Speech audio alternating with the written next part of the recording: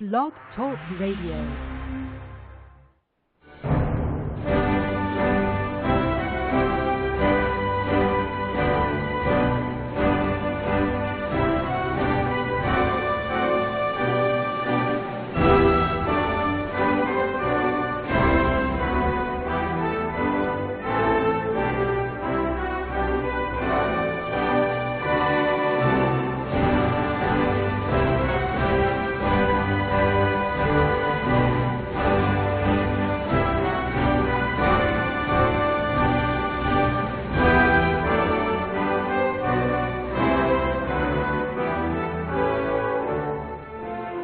Boa noite, meus amigos.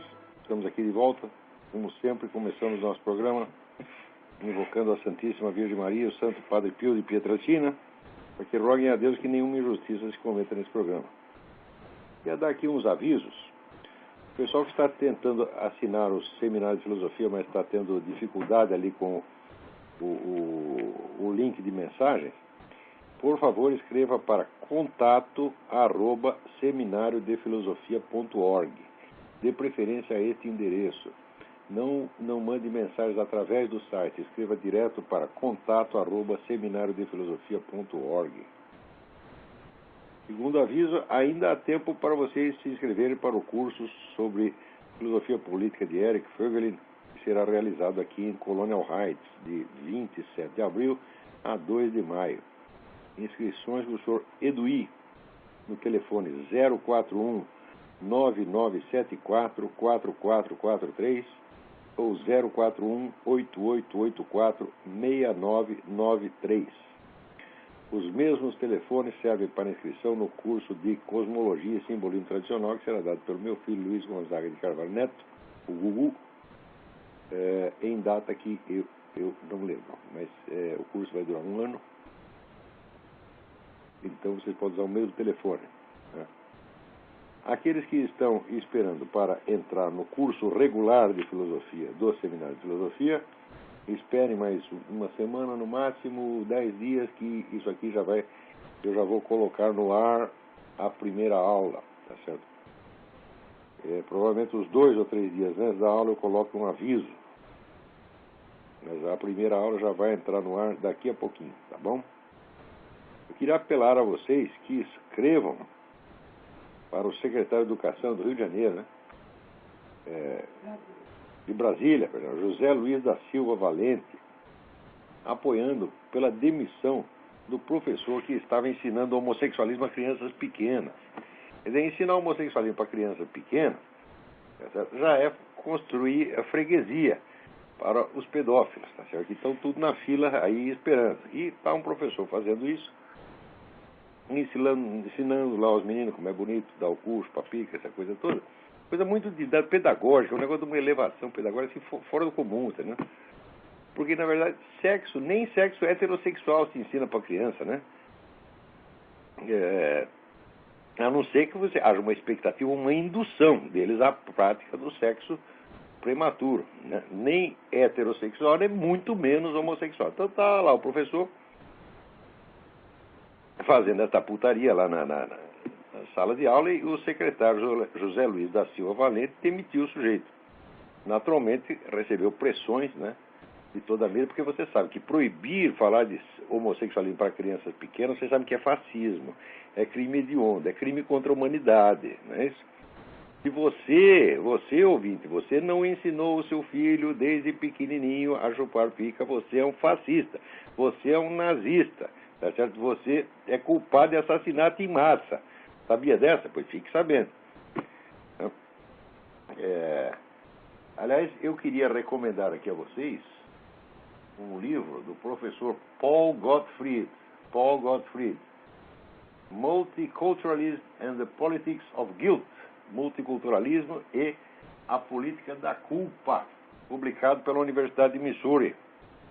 É um livro extremamente importante, ele toca alguns assuntos que eu, assim, no final do Jardim das Aflições eu tinha tocado, mas o Jardim das Aflições já tem mais de 10 anos, tá certo? E ele está com uma análise muito mais atualizada disso aí, que é o fato de que esse movimento esquerdista internacional, ele adiou a implantação do socialismo, da economia socialista, A Dilma talvez até tenha desistido dela, pensar que isso aí não funciona mesmo.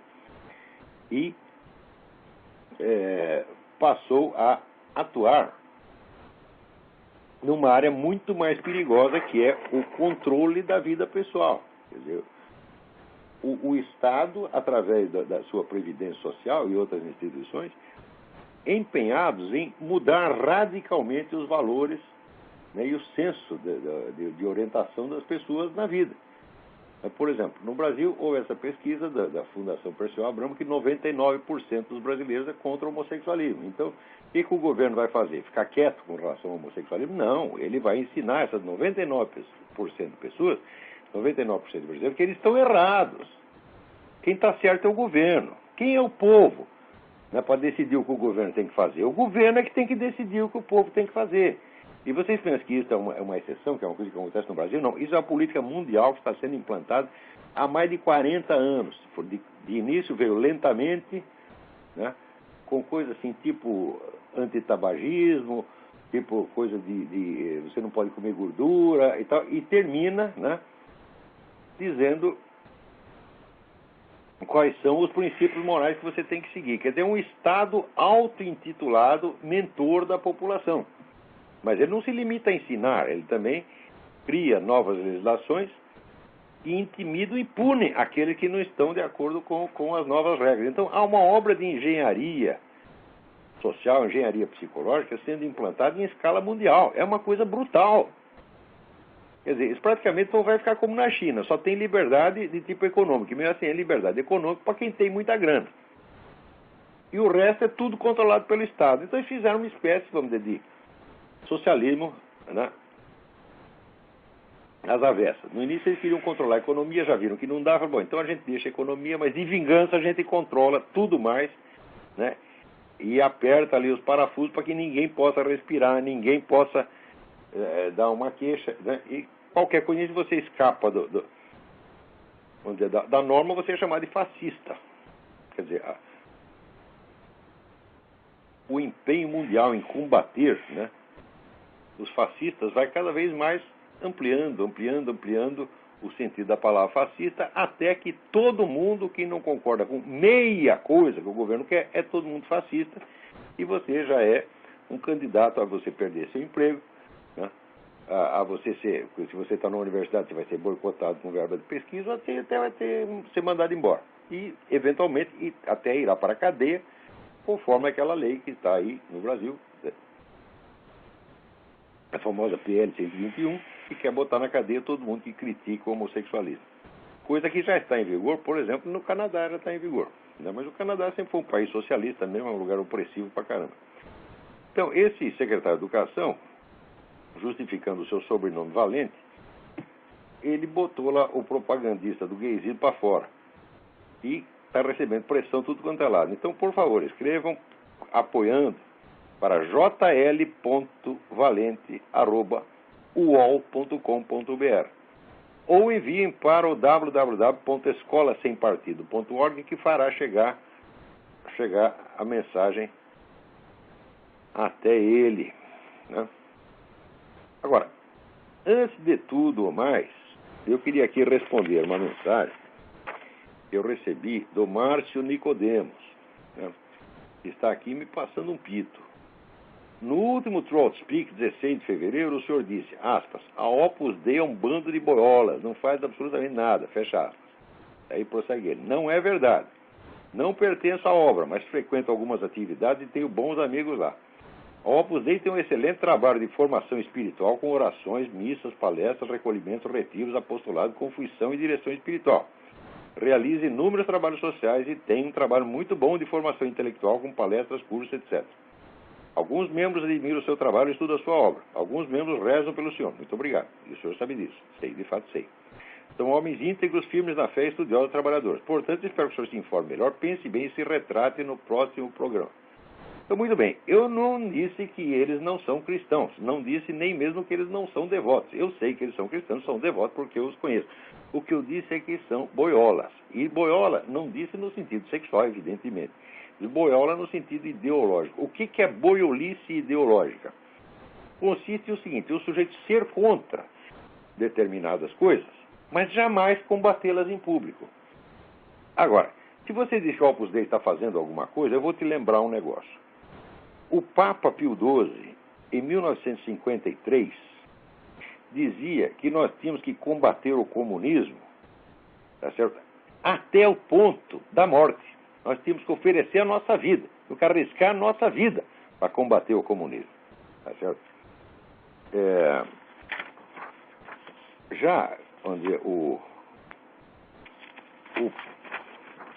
Papa Pio XI, na encíclica Divini Redemptoris, é isso, enfatizava que ele mesmo jamais tinha parado de falar contra o comunismo. Aí enfatizava que a igreja jamais tinha silenciado contra o comunismo. Depois ela veio a silenciar, mas até a época, né, não tinha silenciado. E citava os seus antecessores que tinham botado a boca no mundo contra o comunismo, citando aí, né, as encíclicas Miserentissimus Redemptor, 40º ano, Caritate Christi, Acerba Animi, Delectissima Nobis e outras. Quer dizer, a igreja não parava de falar nisso. É isso. Diz aqui, Pio XI, tá certo?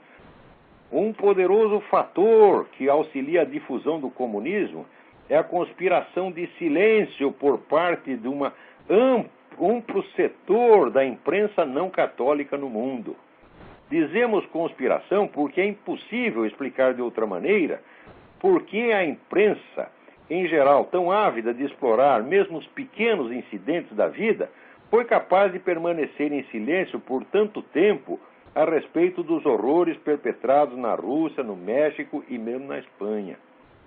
Tá certo? Então, note bem, o Papa Pio XI está acusando a mídia inteira de conspiração de silêncio com relação aos crimes comunistas.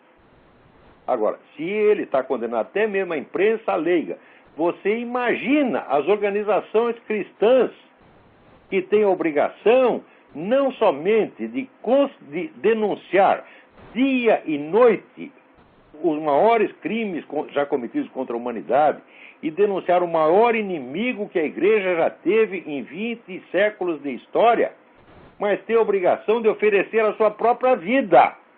Agora você me diga, Márcio Nicodemos, quantos jornais anticomunistas a Opus Dei publica? Né? Quantos programas de televisão anticomunistas ela publica? Quantos manifestos contra os crimes do senhor Fidel Castro, tá certo? A Opus Dei publicou. Quantos manifestos contra o Foro de São Paulo a Opus Dei promoveu? Ela não fez nada disso. Eles deixam, eles que são pessoas importantes, são pessoas de poder, são presidentes de empresa, são magistrados, tá certo? São políticos, tá certo? São militares de alta patente, tá certo? Esses todos deixam os pobres, tá certo? Desamparados, solitários, como eu e Graça Salgueiro, lutando no fronte, enquanto eles vão fazer retiro e ficar rezando como velhas. Pois então, repito, são boiolas mesmo.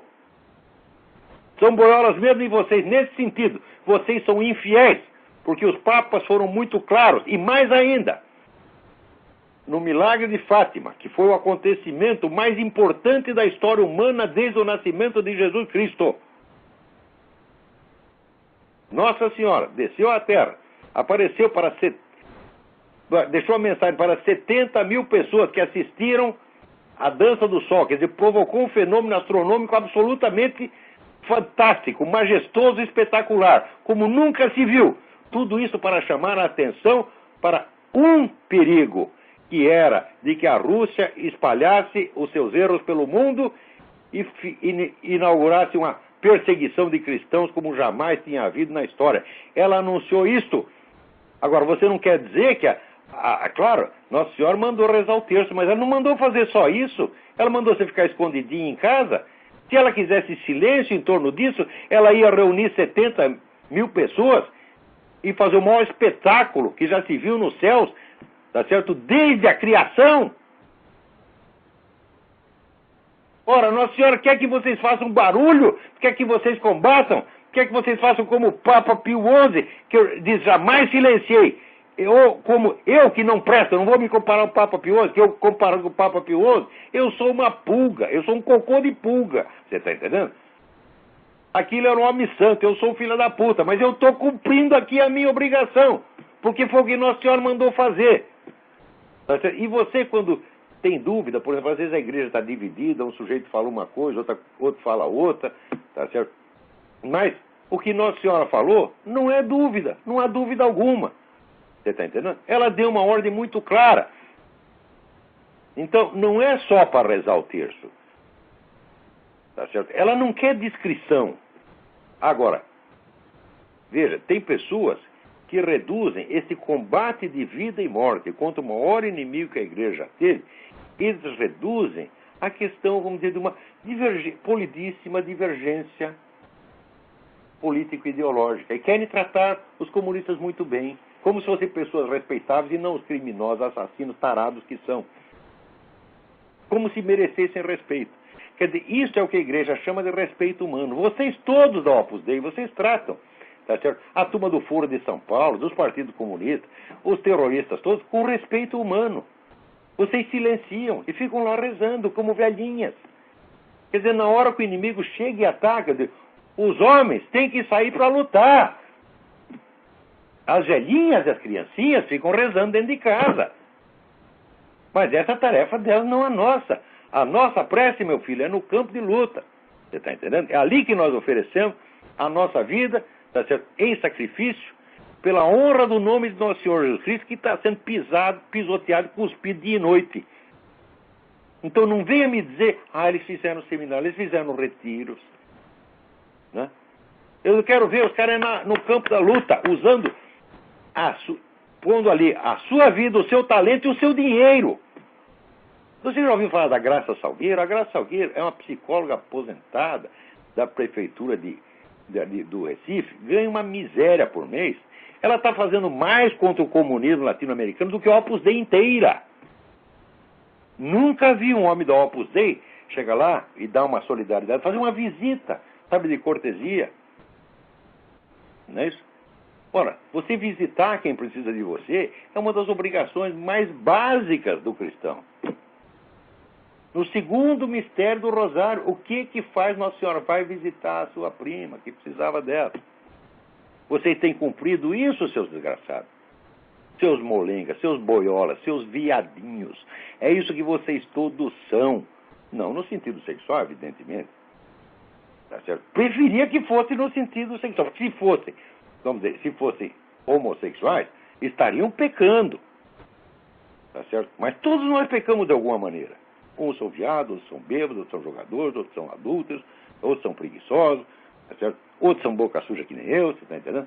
Todos nós pecamos, tá certo? Mas nós não podemos fugir da obrigação que a própria Nossa Senhora e tantos papas, eu citei só aqui Pio XII e Pio XI, mas Leão XIII disse a mesma coisa.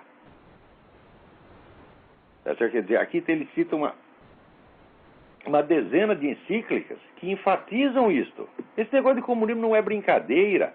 E note bem, quando você vê gente analisando a situação internacional, falando de terrorismo islâmico, etc., procure lá o nome Rússia, ou a União Soviética, ou o KGB. Se não tiver esses nomes lá, é desinformação, é desconversa.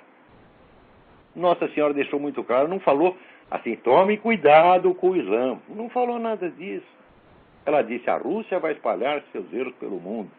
E você lê os livros do general Ion Mihai Pachepa, que foi o oficial de mais alta patente que fugiu do mundo comunista para o Ocidente, ele mostra lá que todo esse negócio de terrorismo islâmico foi montado pela KGB com a participação e ajuda dele próprio. Quer dizer, ele está confessando o seu próprio crime, não está acusando o vizinho. Quer dizer, quando acusa os outros, você pode duvidar, mas quando o cara vem e confessa o seu crime, então por que eu vou duvidar? Né? Quer dizer, ele não está se gabando de que ele fez isso, ele está envergonhado de ter feito isso. Então, por trás de toda essa coisa terrorista, meu filho, está um negócio chamado KGB. Tá certo? O próprio Ion Mihai Pachepa, ele também contou que toda aquela campanha que se montou contra o Pio XII, com aquele maldito livro, O Papa de Hitler, de um picareta chamado John Cornell, o Ion Mihai Pachepa também contou que toda essa campanha anti-Pio XII foi tudo montado pela KGB. E quer saber? Até eu acreditei nessa merda. Eu li o livro do John Connor, na hora acreditei. Depois é que eu vi o livro do rabino. Tem que vir um rabino. Porque padre não fez isso não, o cardeal não fez isso não. Né? Fizeram, às vezes faziam uma notinha aqui e ali, mas fazer um livro e sair combatendo de frente foi um rabino que fez, o rabino Daniel Dellen, que disse, olha, não é nada disso, o Pio XII foi o cara que mais ajudou a gente, enquanto todos os outros ficaram no blá blá blá, só ele é que fez alguma coisa, e que falou em nossa defesa pela Rádio Vaticana, tá entendendo? Então, isso quer dizer, também existe o livro da Claire Sterling, que se chama O Tempo dos Assassinos, que tem edição no Brasil, que conta como a KGB planejou e executou o atentado que quase matou o Papa João Paulo II. Quantas pessoas da Opus Dei, quantos dirigentes, quantos potentados da Opus Dei escreveram para denunciar isso no mundo inteiro, com todo o poder que eles têm, com toda a capacidade que eles têm de influenciar a mídia. Quem foi que levantou sua voz para dizer, esses comunistas são assassinos, tentaram matar o nosso Papa, não conseguiram porque Jesus protegeu? Tá, né? Quantos falaram isso? Nenhum. Então não vou me retratar merda nenhuma, Márcio Nicodemos. Eu quero que esses caras parem de agir como velhinhas e ajam como homens. Rezar o terço, né? Meditar, ler o Evangelho, é obrigação de todos nós. Agora, o sujeito não vai dizer que ele tem o direito de fugir da luta porque ele está rezando lá o terço. Ele termina de rezar o terço e vamos partir para a porrada aí, meu filho. Você tem que denunciar essas coisas dia e noite, com o risco da sua própria vida. Isso aí não sou eu que estou dizendo, é o Papa Pio XII. Agora, o que facilita tanto, vamos dizer, a expansão desse movimento comunista, terrorista, tá certo? Radical, revolucionário internacional? São pessoas como essa gente da Opus Dei, que são contra, mas reduz tudo a uma questão de uma divergência ideológica, nós temos que respeitar o nosso adversário, tá certo? Quer dizer, como se homicídio em massa fosse apenas uma doutrina, não fosse um ato criminoso. Né? E esse pessoal, então, significa o seguinte, eles têm perante a vida uma atitude não religiosa, uma atitude não moral, tem uma atitude estética. Eles gostam daquilo que fica bem, que é polido, que é elegante, e isso para eles é mais importante do que a substância dos fatos que estão acontecendo. Então, nós devemos combater o adversário, sim, mas com polidez, com educação. Quer dizer, essa coisa que é estética, uma exigência estética é colocada acima do dever moral de morrer, de oferecer a sua própria vida. Eu não estou dizendo para matar comunistas, eu não estou dizendo para prender comunistas, eu estou dizendo para denunciá-los 24 horas por dia. E daí vai aquela besta daquele Rodrigo Pedroso dizer, o Olavo quer que a igreja seja um think tank comunista, anticomunista. Não sou eu, sua besta, é Pio XII, é Pio XI, é Nossa Senhora.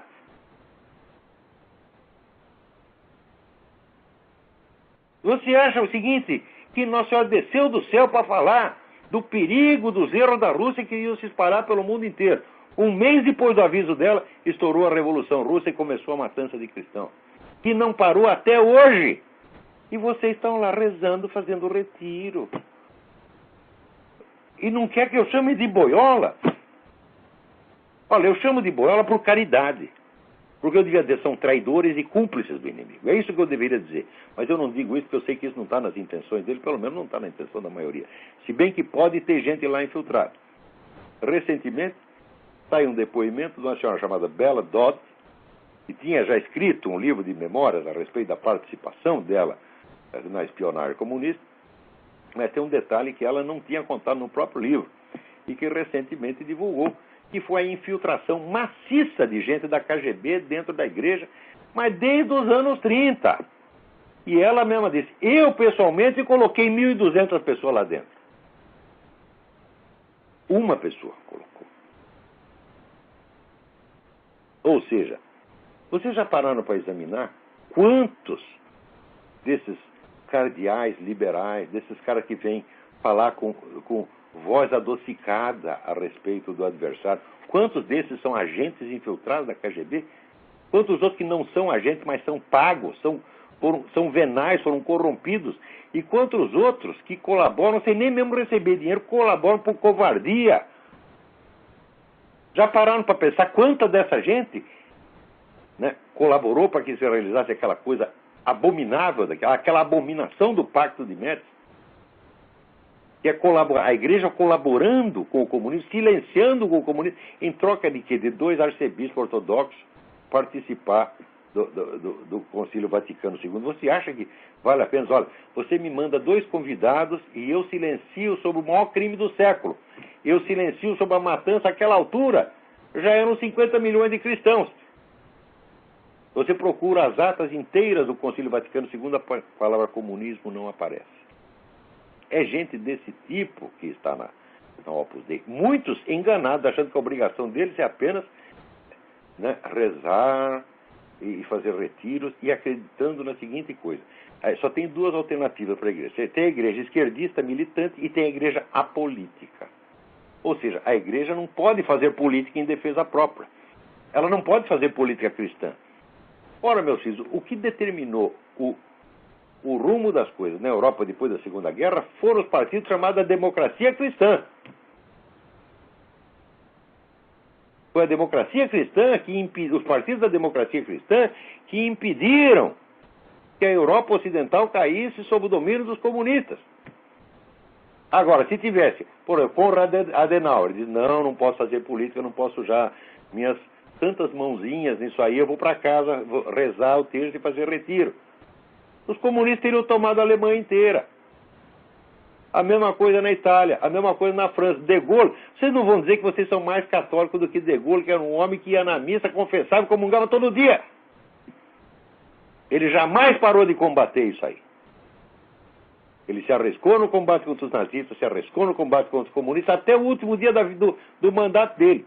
Ele só foi para casa rezar quando saiu da presidência, já estava velho, caindo aos pedaços, daí tá bom, agora eu não tenho mais força do que uma velhinha, então eu vou fazer serviço de velhinha, eu vou lá rezar o terço só e pronto. Agora vocês não, vocês já se aposentam aos 18 anos de idade, entram no Opus Dei, agora vão fazer retiro, pensar só em coisas espirituais, não vou sujar minha mão nessa coisa nojenta de ideologia, de luta política. Eu digo, ora, meu Deus, isto é a raiz da corrupção, isso é conversa do demônio. Se Nossa Senhora quisesse discrição, quiser que todo mundo vá para casa só para rezar o terço, ela não teria vindo do céu para fazer essa barulheira que fez em Fátima. E depois tanta gente tentou abafar. Então, olha, comi quase metade do programa falando disso, mas merece. Aqui, Marcos, com todo o respeito, a atenção e a simpatia que você me merece, os caras são boiolas, sim. E digo isso não para condenar, eu digo isso para educar, para que eles acordem, porque tem gente muito boa lá, eu mesmo conheço. Alguns dos meus melhores amigos estão lá no Opus Dei, são gente boníssima. Só que é o seguinte, acordem, gente, vocês não estão cumprindo o seu dever. Vocês estão deixando gente que não tem nem dinheiro, nem poder, nem meios de difusão, lutar sozinho no campo de batalha enquanto vocês ficam dentro de casa rezando. Então, tem que dizer para eles como Jesus Cristo diz. O que você vem aqui fazer as suas oferendas? Vai primeiro acertar a tua dívida com o teu irmão. Vocês têm uma dívida com Graça Salgueiro. Vocês têm uma dívida com o pessoal do Farol da Democracia. Vocês têm uma dívida comigo, pô, até comigo. Né? Quando vão pagar essa dívida? Quando vão manifestar publicamente o seu apoio? Dizer assim, cartinha secreta, gostamos muito do senhor, mas não queremos aparecer na sua companhia. Isso aí é boiolice, minha gente. Então, vão na casa da Graça Salgueiro oferecer sua solidariedade e não escondam a solidariedade. Porque esconder a solidariedade, aquele que está lutando contra os inimigos do Cristo, é trair o Cristo novamente. Tá certo? Nem espera o galo cantar. Antes do galo cantar, o nego já... Né? Já fala, não conheço, não sei. O senhor Olavo de Carvalho, não sei quem é. Graça Salgueiro, não sei quem é. Farol da Democracia, não sei quem é. Heitor de Paulo, não sei quem é. Júlio Severo, não sei quem é. Não ando com essas pessoas porque eu sou uma pessoa bem educada, né, bem vestida, bem falante. Eu sou contra o comunismo. Mas isso aí, a atitude desses caras, é que nem tem um amigo meu aqui nos Estados Unidos que ele diz o seguinte: Pessoa assim, chega um sujeito e estupra a sua filha, você tem 3 filhas, chega um sujeito e estupra uma, e daí você chega pro cara e fala, olha, nada de pessoal contra você, tá certo? Nós respeitamos a sua atitude, tá certo? Mas nós protestamos contra o que você fez com essa menina e nós nos opomos categoricamente a que você estupra as outras 2. É assim que eles combatem. E querem que eu faça o mesmo. E quando eu não faço, dizem, ele é muito radical. Pois um dia estava eu na reitoria, a reitoria de uma universidade protestante, eu não vou dar o nome do desgraçado, porque ele já se queimou suficientemente. Então o reitor, que é um sujeito odiado por toda a esquerda por ser um direitista, está lá, no mesmo momento que eu vou visitá-lo, por uma coincidência, está lá um bando de esquerdistas também fazendo uma visita. Então ele me apresenta para os caras, fala, este é o cara, o homem mais direitista do Brasil. Como querendo se limpar dele, eu não sou tão direitista assim, comigo vocês podem contar, eu sou um homem educado, jamais vou fazer essas maldades com os direitos. É assim que esses desgraçados criam o rótulo com que a esquerda depois vai me carimbar, chamando de extremista. Extremista, que eu saiba, é quem prega medidas extremadas. Eu nunca preguei nenhuma medida extremada contra comunista nenhum. O que eu prego é que a gente deve falar contra eles. Eu nunca disse que devemos prendê-los, que devemos bater neles, se bem que às vezes merece apanhar. Tá certo? Mas se eu tiver que bater algum comunista, eu vou bater pessoalmente, eu não vou mandar a polícia atrás deles para bater. Isso é outra covardia também. Tá certo? Então, nunca preguei nada de extremado contra ninguém. E nem medida extremada de maneira alguma. Aliás, eu raramente dou sugestões quanto ao que se deve fazer em política. Eu me limito a analisar o que está acontecendo. É isso. E falar a favor das coisas que me parecem boas e contra as que me parecem más. Mas nunca na clave do planejamento. Eu não tenho planos políticos para oferecer. Eu não tenho uma ideologia para vender, minha gente. Então como é que eu posso ser extremista, meu saco? Agora, esses caras são essas pessoas omissas, você está entendendo? E cúmplices passivas, são essas que fazem com que o rótulo de fascista, fascista, extremista, etc., possa ser grudado facilmente em qualquer pessoa que não seja tão covarde quanto ele. Quer dizer, qualquer um que fale, né? E fale com a veemência devida, passa a ser extremista. Vocês são culpados disso, gente da Opus Dei. Então, vocês é que me devem não somente desculpas, mas reparações. Vocês devem a mim, a Graça Salgueiro, a todas as pessoas valentes que têm corrido o risco para defender vocês. Nós, sem recursos, sem meio nenhum, nós defendemos vocês. Vocês jamais nos defendem. Mas, dizem, nós admiramos muito o senhor. Pega essa sua admiração e enfia no cu. Você está entendendo? Ou tu vem lutar junto comigo, ou não diz que me admira, porque eu não preciso de admiradores, porra. Olha aqui, tá aqui minha mulher me ama, minha filha me ama, meu filho me ama, meus cachorros me amam, meus amigos me amam. Acabou, eu não preciso de tanto amor assim, eu não preciso de admiração. Quem precisa ser admirado por todo mundo é líder de massas, é Adolf Hitler, é Stalin, é Che Guevara, é esses que querem ser amados. Eu tô cagando pro seu amor, meu filho. Eu preciso de companheiros de luta, gente que vem aqui se arriscar junto comigo. Como eu me arrisquei minha vida inteira. Minha vida inteira não, pelo menos nos últimos 15 anos. Antes eu era burro demais para entender que precisava fazer isso. Não foi por covardia, não, foi por burrice. Agora que eu percebi o que tem que fazer, não interessa se tu é valente ou covarde, tu vai ter que lutar do mesmo jeito, porra. Muito bem, vamos mudar de assunto. Finalmente, a questão da nacionalidade do Obama apareceu no Senado. Graças ao senador Richard Shelby, do Alabama. Diz, olha, todo mundo tem que ser um cidadão nascido na América para ser presidente. Ninguém é exceção. Tá certo? Dizem que o Obama nasceu no Havaí, mas eu não vi nenhuma certidão de nascimento, porque aquela merda que ele publicou não é uma certidão de nascimento. Tá certo? Aquilo lá não tem valor nenhum. E, ademais, aqui está, no site do Barack Obama, do partido da campanha do Obama, foi obviamente falsificada. Tem o laudo do Ron Polar de 200 páginas examinando aquilo, não pode ser autêntico em hipótese alguma. Tá certo? Então, acharam que podia silenciar, sempre na base. É aquele truque de, assim, fazer você sentir que o que você está fazendo é vexame. Você está pagando mico. Você é teórico da conspiração, todo mundo vai rir de você. Tá certo? Olha, quem tem medo de riso, quem tem medo de gozação, não é cristão jamais, porque Cristo, nosso Senhor Jesus Cristo, foi objeto de tudo quanto é gozação. Cristo pagou todos os micos, pagou todos os nossos micos antecipados. Agora você não quer nem um miquinho, nem um feto de mico você quer, porra. Tá entendendo? E diz que é cristão porque fica lá fazendo o retiro. Ora, porra. Então, todo mundo disse que a coisa ia passar. Fala, não, isso é teoria da conspiração, não vai dar nada. Fala, não, vocês estão muitíssimo enganados. Teve até alguém que me escreveu, acho que foi o Fernando Pavlov, não lembro, me cobrando uma explicação de como é que estão aqueles processos que foram para a Corte Suprema. Nenhum dos processos até agora, dos que foram examinados, nenhum chegou a ser julgado, porque havia um pretexto legal, um pretexto puramente formal, mas ao qual o pessoal obamista podia se apegar, que é o seguinte: o cidadão comum não tem o direito de contestar uma candidatura, só o outro candidato, só o partido oponente. Por quê? O eleitor não é prejudicado diretamente pela vitória desse ou daquele. O eleitor pertence à democracia, ele tem que aceitar o resultado. Agora, o oponente é prejudicado caso a candidatura do seu adversário seja ilegítima. Como o Partido Republicano não fez nada, então o cidadão comum não podia fazer. Acontece que esse pretexto agora não vale mais. Por quê? Se ninguém pode contestar a legitimidade ou a candidatura, pode contestar, sim, a legitimidade do presidente da República. Então, há mais outros 15 processos esperando, e desta vez a Suprema Corte não vai ter essa saída. Então, mais dia, menos dia, vai ter que julgar isso.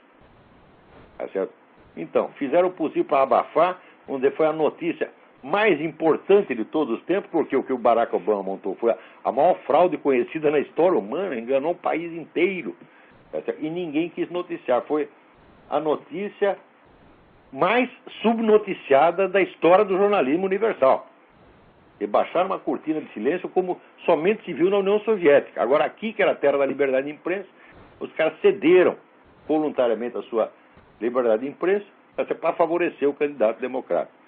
Mas aguardem, isso não vai ficar assim. Isso vai ser impossível manter essa mentira eternamente. Isso vai estourar mais dia, menos dia, como estourou o negócio do Foro de São Paulo. Não dá para esconder tudo. O Abraham Lincoln tinha razão. Você pode enganar algumas pessoas durante muito tempo ou um bando de pessoas durante algum tempo, mas você não pode enganar todo mundo o tempo todo. Então, esse negócio ainda vai terminar muito mal. Tem mais aqui, eu estou com uma lista dos processos que estão aguardando para ser examinados ou pela Suprema Corte ou pelas Cortes Estaduais. Nem todos são, a maioria não são processos contra o Obama. Não há ninguém ainda falando nada contra o Obama. Está apenas exigindo a documentação e alguns estão, vamos dizer, acusando e pedindo a demissão das autoridades que se omitiram. Por exemplo, o Congresso americano, né, examinou meticulosamente a documentação do John McCain, mas nem olhou na do Barack Obama. Quer dizer, o Barack Obama é sócio remido, ele entra sem pagar, não precisa mostrar nem a carteirinha na entrada. Tá certo? Então, é evidentemente uma discriminação, tem que ter processo desse tipo. Tem processo contra autoridades estaduais que não fizeram o que tinham de fazer e assim por diante.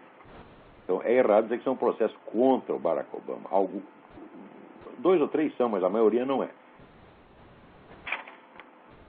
Muito bem. Agora, antes que eu me esqueça, você vê, tem um sujeito aí, um bom filho da puta, que escreveu para a Graça Salgueiro, falando como se ele fosse alguém da cúpula de algum negócio. Não nos custará, né, determinar aí a sua execução. Eu digo, olha, eu esqueci o nome do cara, alguém me lembra? Stefano, não sei das quantas. Olha aqui o Stefano. O que você quer é chupar uma piroca, meu filho. Você está entendendo? É isso que você quer. Né? Agora vai lá pegar a Graça Salgueiro, que está lá sozinha. Briga comigo, porra. Vem aqui em casa, te dou um endereço, tudo você vem aqui, vem conversar de homem para homem. Né? Tu não é de nada, mas é um bosta humano, tá entendendo? Agora, porra. Agora, voltando aqui ao Obama, é o seguinte. O ex-chefe do Mossad, Shabtai Shavit, fez uma declaração aqui dizendo que o Obama, com essa história de querer dialogar com o Irã, né, resolver tudo na base, né, do beijinho, né, beijinho e abracinho, tá certo? O que ele está fazendo é dando tempo para o Irã construir a sua bomba atômica. E esse cara tem toda a razão, por quê? Está aqui um despacho, né, do Financial Times dizendo que o Irã, hoje em dia, já tem reserva de urânio suficiente para fazer a bomba. Quer dizer, isso é uma corrida contra o tempo. E o Irã não vai fazer bomba para guardar, que nos Estados Unidos fizeram. A primeira bomba que tiver já vai soltar, tá certo? Ali em Tel Aviv ou em Jerusalém. Eles não vão ficar acumulando, não vão ficar guardando, tá entendendo? Eles já avisaram que o objetivo deles é varrer Israel da face da terra. Israel é do tamanho de uma titiga de galinha, quer dizer, basta uma bomba, é para liquidar. Os Estados Unidos precisam umas 20, mas lá não, uma bomba acaba com Israel, porra. Então pode ter certeza, o primeiro que eles fizerem vão soltar Israel. Então é uma corrida contra o tempo. E o Barack Obama fica aí enrolando e enrolando e enrolando, tá certo? E, olha, eu sugiro para vocês que vocês procurem aí no site da cnbc.com, né, um comentário de um cidadão chamado Rick Santelli, Santelli, que é um comentarista econômico da CNBC, tá certo? Que ele foi lá numa entrevista coletiva e fez umas perguntas, espremeu lá os caras representantes do governo com relação a esse maldito plano econômico do Obama, mostrando que o negócio é furado, e foi destratado pelo assessor de imprensa do Obama, que, aliás, o próprio Obama já tinha destratado os repórteres outro dia. Então o governo já começa a botar o pinto na mesa, querendo intimidar a mídia, né? Ameaçando de voltar a tal da Fairness Doctrine, que é o nome mais cínico que pode ter, porque fairness quer dizer justiça, equanimidade, etc, etc. E a ideia deles é o seguinte, é que o tempo do rádio seja dividido meio a meio. Você é obrigado, você dá a sua opinião, você é obrigado a dar a opinião contrária.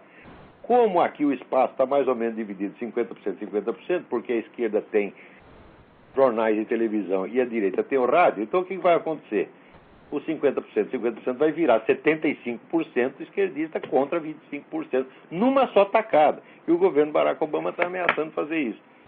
Então, esse Rick Santelli, que não é um sujeito normalmente conservador, então ele examinou o plano econômico e disse, mas isso aqui vai ferrar com o país.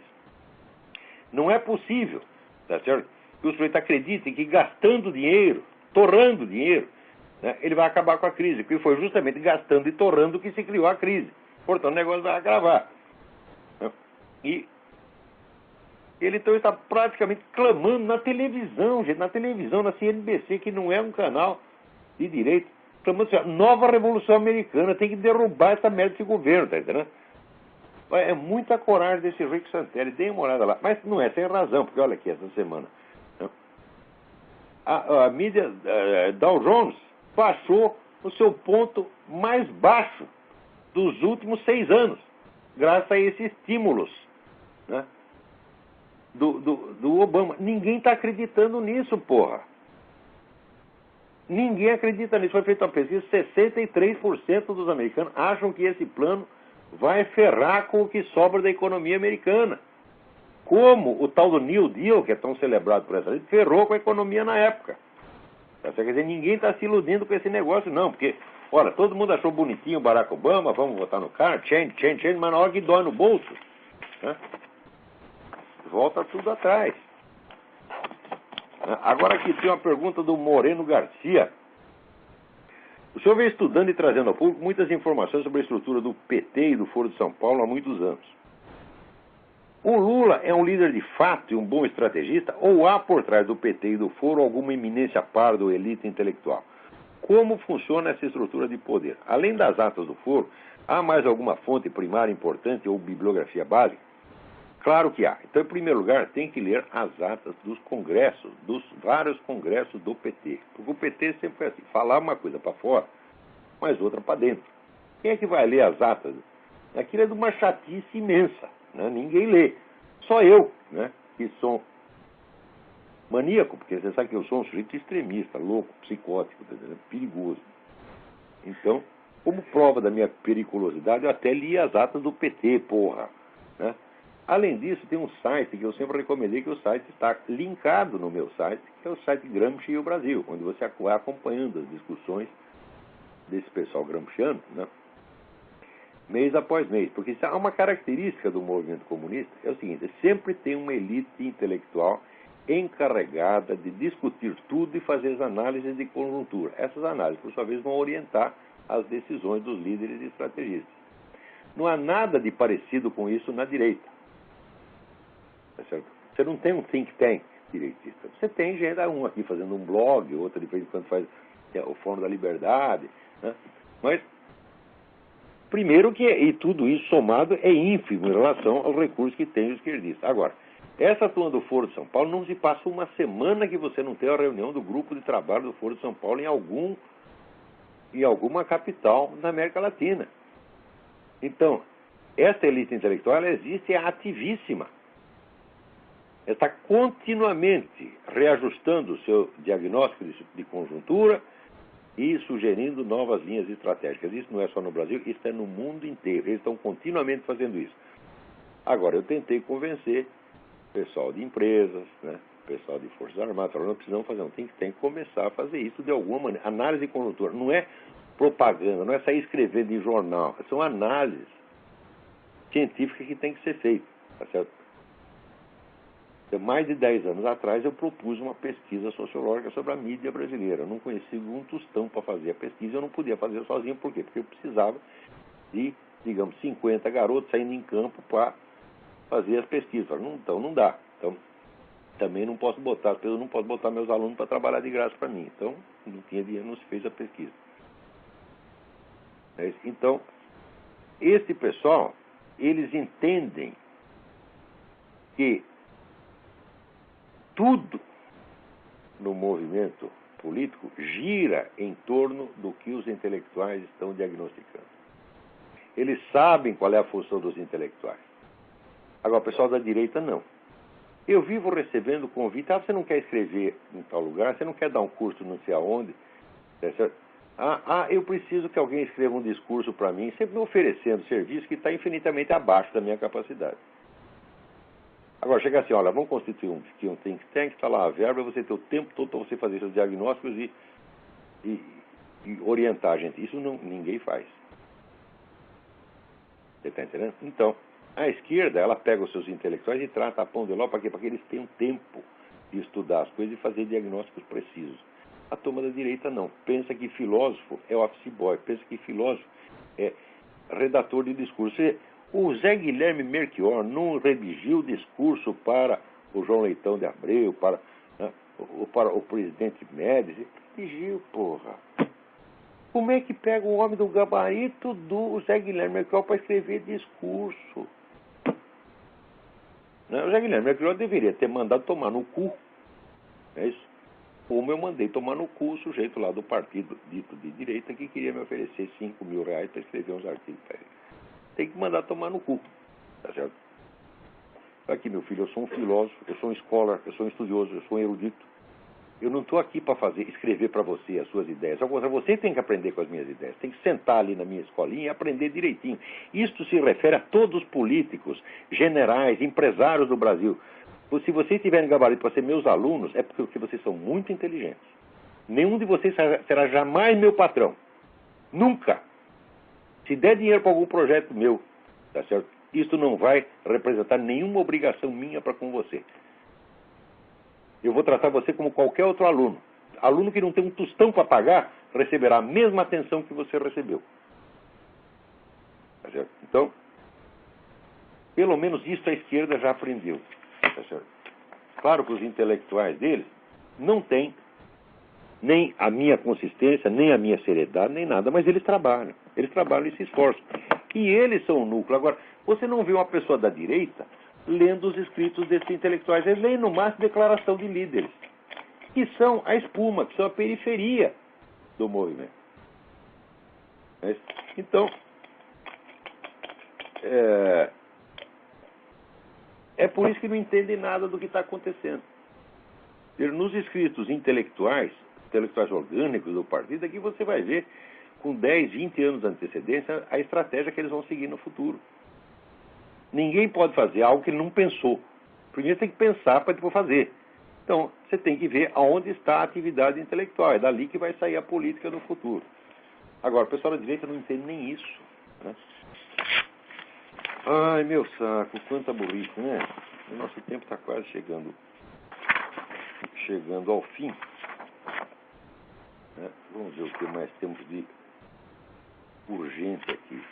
Mais uma notícia do Obama reduzindo o arsenal nuclear. Quer dizer, a China, a Rússia, a França e a Inglaterra estão aumentando seu arsenal e aperfeiçoando e modernizando.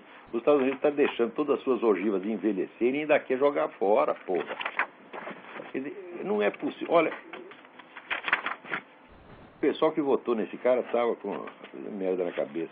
Agora, nem tudo está perdido. Em Israel, você viu lá, quem vai ser o primeiro-ministro? Vai ser o Benjamin Netanyahu, que é um sujeito que tem 2 bolas no meio das pernas, tá certo? Não é 1,5, tá certo? Não é bola alugada, como as pessoas têm que alugar. Né? Então, é dele mesmo. Então, eu sei que agora Israel não só vai fazer o que tem que fazer, mas vai pressionar os Estados Unidos para também que faça o que tem que fazer. Porque aqui, meu filho, se for contar com os judeus americanos, você está ferrado. 72% deles votaram no Obama. Porra, a gente está fazendo o possível para defender Israel e vocês mesmo estão fudendo com o negócio, porra. Assim não dá. Né? Quando aparece, né, um bispo que falou do Holocausto, todo mundo se mobiliza contra o bispo. Que não tem importância nenhuma, que a opinião do bispo não infere nem cheiro. Não tinha 5 pessoas que conheciam a opinião do bispo. Mas quando chega na hora de votar, vota no Barack Obama, que é o cara que está comprometido com esses árabes até a goela. Fala, vocês têm merda na cabeça, porra? Né? Todo mundo, não, os judeus são espertos, eles dominam o mundo. Fala, porra, esperto uma pinóis, é um bando de trouxa. Não digo que são boiola, judeu não é boiola, é valente. Mas tem merda na cabeça, porra. Ou veja lá o Barack Obama falando bonito, eles tudo, vamos votar, vamos votar. Porra! Agora, o judeu que está em Israel não é idiota como vocês. Porque lá eles levam bomba. Agora, vocês ficam aqui no bom e do melhor, né? Assistindo aquela televisão de tela panorâmica, tem a tela de 15 metros, né? E achando tudo lindo, vendo o show da Madonna, vendo, né, esse show de viadagem no Oscar. Ó, o judeu americano é isso, porra. A vida aqui tá muito boa. Devia mandar esse filho das putas tudo lá pra faixa de Gaza. Digo, olha, tu vai lá pra ver o que é bom pra tosse e vê se você... Daí reconsidera se você quer votar no Barack Obama. Né? Então, aí, parabéns, Netanyahu. Manda bala aí. Né? Então, olha, eu acho que o nosso tempo já acabou, né? Então... Aqui, aqui o Ivan Luiz Silva me manda aqui uma pergunta. É a pergunta assim, né? Eu falo essa pergunta, agora da pergunta que não quer calar, eu lembro do Bruno Tolentino, que falava que é a crise de identidade do intelectual progressista. A pergunta que não quer calar. Mas o cu era de quem? Né? Então, aqui a pergunta é mais ou menos essa, porque ele pergunta assim. Ele diz que chega a fazer esquerdista e pergunta, me dá o nome de um inocente morto pela ditadura militar. Não tem nenhum. Todo mundo que a ditadura militar morou ou era terrorista ou era auxiliar de terrorista. Você pega as listas, é tudo gente, né? Da ALN, da VAR Palmares, do MR8. Não tem um inocente, não tem aquele seu Zé Mané que estava lá na esquina, né? Foi, né, assassinado pela ditadura por ter ideias, né, comunistas. Tem um sujeito que foi morto por ter ideias comunistas, pô. Então, se matarem de ideia comunista, tinha que matar todos os universitários do país. Eles só mataram terroristas e colaboradores diretos de terroristas. Agora, o pessoal da esquerda matou um monte de inocente. Quando você põe uma bomba no aeroporto, meu filho, acerta um monte de inocente. Você põe a bomba na porta do consulado, você arranca a perna de um como arrancou do Armando Lovec. Então a lista de inocentes mortos pela esquerda é enorme. A lista de inocentes mortos pela ditadura é 0. Essa aqui é a pergunta que não quero calar. Mas o cu era de quem? Tá certo?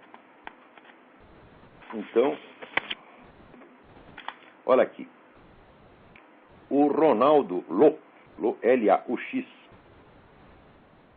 pede para divulgar aqui o programa TV Confronto. E eu o faço com muito prazer, porque eu já vi vários programas de lá. É uma coisa muito interessante. Você procura no YouTube, né, no br.youtube.com, né, Olha aqui, vamos lá. Aqui. http://br.youtube.com/user/programa confronto. Tem muita coisa interessante lá. Né? Estão fazendo um negócio muito bom e tem todo o meu apoio. Aqui, o Conde, né? O Conde me escreve, né? Lembrando, ó, Roxane, diga para o Olavo que o Kuomintang foi praticamente estruturado pelo Partido Comunista, já que seu chefe, o Sun Yat-sen, era pró-esquerda revolucionária, ainda que com viés nacionalista. Muitíssimo bem lembrado, porque no meu artigo anterior lá no Diário do Comércio, onde eu falava dos grandes assassinos em massa do século XX, eu lembrava o Kuomintang e dizia, olha, o Kuomintang, embora fosse contra os comunistas, era também revolucionário. Quer dizer, o Kuomintang é uma entidade montada pelo Partido Comunista, e depois ficou contra por algum motivo, tá entendendo? Exatamente como todo mundo fala que a revolução de Fidel Castro derrubou lá um imperialista, um ditador imperialista que era Fulgêncio Batista. Quem botou o Fulgêncio Batista no poder foi o Partido Comunista, porra! Entendeu? E quem tirou ele não foi o Fidel Castro, foram os americanos. Os americanos não aguentavam mais. Falaram, pô, esse cara é um ladrão, só toma o nosso dinheiro, entendeu? E fica lá gastando com aquelas putas o tempo todo. Então vamos tirar. Eles tiraram o cara. Mas quando o Fidel Castro saiu lá de Sierra Maestra e foi até Havana, não tinha um soldado batista pelo caminho para resistir. A epopeia de Sierra Maestra foi literalmente um passeio. Eles não enfrentaram nada, não deram um tiro. Já estava tudo garantido pelos americanos. Né? Então, quando você, do mesmo modo que os partidos fascistas na Itália se originam do Partido Socialista, e o Partido Nazista também se origina do movimento socialista. São eles mesmo que fazem e depois desfazem. Eles fazem uma merda e depois eles mudam de merda. E a merda número 2 fala mal da merda número 1. É sempre assim. E vocês caem, seus trouxas. Vocês acreditam que a esquerda e a direita fala... Olha, eu vejo esse negócio e lembro o versinho, o haikai do Antônio Machado. A distinguir-me paro las voces de los ecos e escucho solamente entre las voces una. Então, meu filho, não tem 2, nem 3, nem 4 falando.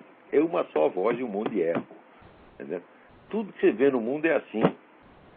Só existe uma força politicamente organizada, unitária e politicamente ativa no mundo. Chama-se o movimento revolucionário. O resto são tudo resistências ocasionais que surgem e que geralmente são enganadas pela multiplicidade de faces do próprio movimento revolucionário. E, né, dito isto, né, eu aqui encerro o meu programa. Estou aguardando a retratação da turma do Opus Dei. Vocês têm que pedir desculpa, não a mim, né? É pelo menos a Graça Salgueiro, ao Heitor de Paula, a turma do Farol da Democracia, a todos esses, né, que vocês apoiam por trás pelas costas, apoiam em segredo, mas não querem aparecer junto com eles em público.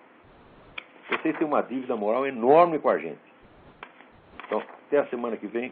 Muito obrigado a todos.